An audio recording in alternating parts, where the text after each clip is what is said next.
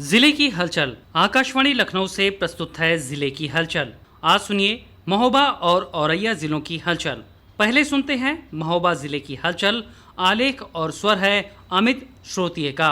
प्रधानमंत्री street vendors Atmanirbhar Nidhi योजना के तहत महोबा जिले में 17 सितंबर से 2 अक्टूबर तक लोक कल्याण मेला कैंप का आयोजन किया जा रहा है। इस दौरान जिले के सभी 5 नगर निकायों में कैंप लगाकर स्ट्रीट वेंडरों को योजना का लाभ लेने के लिए प्रोत्साहित किया जा रहा है। योजना की सिटी मिशन मैनेजर नीलम गंगेले ने बताया कि जिले में लक्ष्य के सापेक्ष 111% वेंडर लाभान्वित हो चुके हैं। उन्होंने कहा कि और अधिक वेंडरों को भी योजना का फायदा दिलाने के लिए लगातार प्रेरित किया जा रहा है। पीएम स्वनिधि योजना 2.0 के तहत अब लोन की सीमा बढ़ा दी गई है। पहले चरण में 10,000 रुपए का लोन दिया जाता था, जिसे अब 15,000 रुपए कर दिया गया है। इसी तरह 20,000 का लोन बढ़ाकर 25,000 कर दिया गया है। वहीं 50,000 का लोन यथावत रखते हुए लाभार्थियों को एक क्रेडिट कार्ड भी दिया जाएगा, जिससे वे जरूरत पड़ने पर कभी भी लोन ले सकते हैं और चुका सकेंगे। इसके साथ ही स्ट्रीट वेंडरों को खाद्य पदार्थ बनाते और परोसते समय स्वच्छता व सुरक्षा का विशेष ध्यान देने की हिदायत दी गई है। इसी क्रम में 25 सितंबर को फूड ऑफिसर्स द्वारा फूड सेफ्टी की ट्रेनिंग दी जाएगी, ताकि वेंडर अपने खाद्य पदार्थों को बेहतर और सुरक्षित तरीके से बना व सर्व कर सकें। उत्तर प्रदेश सरकार के सूक्ष्म लघु एवं मध्यम उद्यम खादी एवं ग्राम उद्योग मंत्री राकेश सचान महोबा पहुंचे। उन्होंने बताया कि महोबा जिले में MSME का 37 एकड़ का पार्क विकसित किया जा रहा है। यदि जमीन उपलब्ध होगी तो 100 एकड़ का और एक पार्क भी बनाया जाएगा। सरकार का लक्ष्य है कि प्रदेश के सभी 75 जिलों में ऐसे औद्योगिक पार्क स्थापित किए जाएं, जिसमें उद्यमियों को सस्ती जमीन और बेहतर सुविधाएं मिल सकें। महोबा में शारदीय नवरात्रि की पूर्व संध्या पर नारी सुरक्षा, सम्मान और स्वावलंबन को समर्पित मिशन शक्ति 5.0 की शुरुआत की गई है। शहर कोतवाली परिसर में आयोजित भव्य कार्यक्रम में MLC जीतेंद्र सिंह सेंगर, पुलिस अधीक्षक प्रबल प्रताप सिंह और अपर पुलिस अधीक्षक वंदना सिंह ने संयुक्त रूप से हरी झंडी दिखाकर महिला पुलिस कर्मियों की स्कूटी रैली को रवाना किया। इस रैली में शामिल महिला पुलिस कर्मियों ने महिलाओं के हितों और अधिकारों से जुड़ी सरकारी योजनाओं का प्रचार किया। शहर की मुख्य सड़कों, ऊदल चौक, आला चौक और प्रमुख मार्गों से गुजरती हुई इस स्कूटी रैली ने समृद्ध प्रदेश, सुरक्षित नारी का संदेश दिया। मिशन शक्ति 5.0 को लेकर MLC जीतेंद्र सिंह सेंगर ने कहा कि मिशन शक्ति केवल एक अभियान नहीं, बल्कि महिलाओं को आत्मनिर्भर, शिक्षित और सशक्त बनाने की दिशा में एक ठोस पहल है। नव भारत साक्षरता अभियान के तहत शिक्षण सत्र 2025-26 के प्रथम चरण में महोबा जिले में 15 वर्षों से अधिक आयु के करीब 3500 निरक्षरों को पिछले दिनों साक्षरता का पाठ पढ़ाया गया। इनमें बुजुर्गों और महिलाओं की संख्या सबसे ज्यादा रही। जिला बेसिक शिक्षा अधिकारी राहुल मिश्रा ने बताया कि साक्षरता अभियान के दौरान निरीक्षरों को हिंदी, गणित, मात्रा ज्ञान, स्वपरिचय, संयुक्त वर्ण परिचय, आओ शब्द बनाए, संख्या ज्ञान, गिनती, जोड़ घटाना, गुणा भाग करना सिखाया गया। इसके बाद निरीक्षर से साक्षर बने लोगों को साक्षरता परीक्षा करने की तैयारी की गई। जिले के करीब 700 केंद्रों में यह परीक्षा कराई गई। परीक्षा के दौरान अनूठे नजारे देखने को मिले। इस दौरान बुजुर्गों में भी साक्षर बनने के लिए अलग से उत्साह दिखाई दिया। सभी परीक्षार्थियों ने परीक्षा दी। नव भारत साक्षरता के समन्वयक शशांक सचान ने बताया कि परीक्षा पास करने वाले सभी को साक्षर बनाने का प्रमाण पत्र सौंपा जाएगा। महोबा जिले की ग्राम पंचायतों में अब ग्रामीण छात्रों को भी तकनीकी शिक्षा और प्रतियोगी परीक्षाओं की तैयारी के लिए अत्याधुनिक सुविधाएं मिलने जा रही हैं। जिले की 85 ग्राम पंचायतों में डिजिटल लाइब्रेरी का निर्माण कराया जाएगा। ग्राम विकास अधिकारी ने बताया कि जिले की कुल 273 ग्राम पंचायतों में से पहले चरण में 85 का चयन कर लिया गया है। शासन की योजना है कि आने वाले समय में सभी पंचायतों में ऐसी ही डिजिटल लाइब्रेरी स्थापित की जाए। उन्होंने बताया कि एक लाइब्रेरी बनाने में करीब 4 लाख रुपए का खर्च आएगा। इस तरह सभी 85 पंचायतों में लाइब्रेरी बनाने पर लगभग 3 करोड़ 40 लाख रुपए खर्च होंगे। यह लाइब्रेरी पंचायत भवनों में ही संचालित की जाएगी। इस पहल का उद्देश्य ग्रामीण क्षेत्रों में शिक्षा सुविधाओं को बेहतर बनाना और युवाओं को शहर की ओर पलायन से रोकना है। डिजिटल लाइब्रेरी में छात्रों को सूचना, संचार और तकनीकी से जुड़ी संसाधन उपलब्ध कराए जाएंगे, जिससे वे स्कूली पढ़ाई के साथ साथ प्रतियोगी परीक्षाओं की तैयारी भी गांव में रहकर कर सकेंगे। केंद्र सरकार की ओर से लागू नई GST की दरें प्रभावी होने के साथ ही रोजमर्रा की वस्तुओं के दाम कम होने लगे हैं। दूध, दही, पनीर और मिठाइयों की कीमत में कमी का सीधा फायदा अब आम जनता को मिलेगा। इसके अलावा इलेक्ट्रॉनिक ऑटोमोबाइल सेक्टर में भी दाम घटने से उपभोक्ताओं को बड़ी राहत मिलने की उम्मीद है। व्यापारी वर्ग का मानना है कि नई GST दरों से कारोबार में तेजी आएगी। व्यापारी प्रशांत गुप्ता ने बताया कि टीवी, फ्रिज सहित अन्य इलेक्ट्रॉनिक सामान के दाम कम होने से इस बार बार दीपावली के पहले महंगाई से राहत मिलेगी।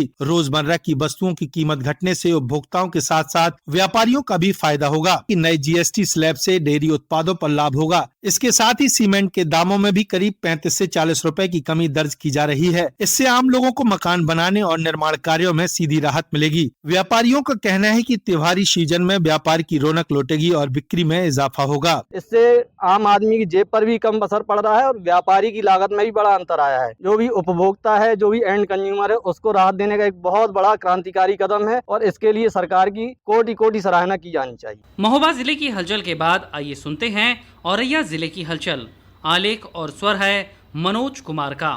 औरैया जिले के परिषदीय स्कूल जल्दी सौर ऊर्जा से रोशन होंगे। इनसे स्कूलों में बिजली आपूर्ति की बेपटरी व्यवस्था के कारण होने वाली परेशानी खत्म हो जाएगी। साथ ही ग्रामीण क्षेत्र के परिषदीय स्कूलों को कनेक्शन से लेकर बिल जमा करने व फॉल्ट से होने वाली परेशानी से भी छुटकारा मिलेगा। इस कार्य योजना को अमल में लाने के लिए यूपी नोएडा ने सभी परिषदीय विद्यालयों में सोलर प्लांट लगाने के लिए तैयारियां शुरू कर दी है। औरैया जिले में कुल 1265 परिषदीय स्कूल है। औरैया शहर की आबादी 90,000 के करीब है। प्रतिदिन घरों से निकला लाखों लीटर गंदा पानी नाला नालियों के जरिए यमुना में गिरता है। यमुना को दूषित होने से बचाने के लिए नगर पालिका के कदम मुकाम तक पहुंच गए हैं। अब एसटीपी के जरिए इस गंदे पानी को साफ ही नहीं किया जाएगा, इसे सिंचाई व अन्य कार्यों के सदुपयोग के काबिल भी बनाया जाएगा। पानी को शुद्ध करने के इस प्लांट को करीब 2 साल के अंदर पूरा किया जाना है। जल निगम इटावा की ओर से इसे लेकर टेंडर प्रक्रिया भी शुरू कर दी गई है। फर्म चयन के बाद इस परियोजना को धरातल पर उतारा जाएगा। इस संयंत्र को लेकर जालौन रोड के किनारे पानी की टंकी के पास जमीन चिन्हित की गई है। नगर पालिका अध्यक्ष अनूप गुप्ता ने बताया कि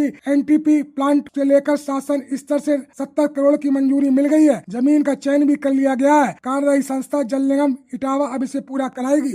औरैया में कलेक्ट्रेट स्थित मानस सभागार में बीते दिवस मिशन शक्ति 5.0 कार्यक्रम का आयोजन किया गया। राज्यसभा सांसद गीता साक्य ने कार्यक्रम का उद्घाटन किया। इस मौके पर उन्होंने कहा कि देश की प्रगति के लिए महिलाओं का शिक्षित होना जरूरी है। वहीं सदर विधायक गुड़िया कठेरिया ने बताया कि प्रदेश में नारी सशक्तिकरण के लिए कई योजनाएं चल रही हैं। इनमें 1090 महिला सहायता समूह और महिला हेल्प डेस्क प्रमुख है। जिला अधिकारी डॉक्टर इंद्रमणि त्रिपाठी ने घोषणा की कि 3 अक्टूबर 2025 से जनपद की हर न्याय पंचायत में महिला सशक्तिकरण कार्यक्रम होंगे। इनमें स्वास्थ्य शिविर भी लगेंगे। महिलाओं को निरोग काया अभियान के तहत स्वास्थ्य परीक्षण होगा, चिकित्सक परामर्श देंगे और दवाएं भी वितरित करेंगे। पुलिस अधीक्षक अभिषेक भारती ने कहा कि महिलाएं हर क्षेत्र में पुरुषों के साथ कंधे से कंधा मिलाकर काम कर रही हैं। कार्यक्रम में महिला सशक्तिकरण में योगदान के लिए कई महिलाओं को प्रशस्ति पत्र देकर भी सम्मानित किया गया। रोडवेज चालकों की मनमानी का खामियाजा यात्रियों को भुगतना पड़ता था, अब ऐसा नहीं होगा। औरैया परिवहन विभाग ने चालकों की मनमानी पर नकेल कसी है। डिपो की सभी बसों को जीपीएस ग्लोबल पोजीशनिंग सिस्टम से लैस किया गया है। इससे अधिकारी दफ्तर में बैठे बैठे बस की लोकेशन देख सकेंगे। यदि बेवजह चालक ने बस खड़ी की तो उसे फोन पर चेतावनी देने के साथ स्पष्टीकरण भी लिया जाएगा। जीपीएस लगने के बाद यदि बेवजह चालक बस को रोकता है तो यात्री भी चालक को बस में जीपीएस लगा होने की याद दिलाकर मनमानी पर अंकुश लगा सकेंगे। एआरएम अर्पणा मीनाक्षी ने बताया कि मौजूदा समय में रोडवेज डिपो में मौजूदा सभी 65 बसों को जीपीएस से लैस किया गया है। इससे बसों की लोकेशन पर बराबर नजर रखी जाएगी। यह सिस्टम लग जाने के बाद चालक मनमानी नहीं कर पाएंगे।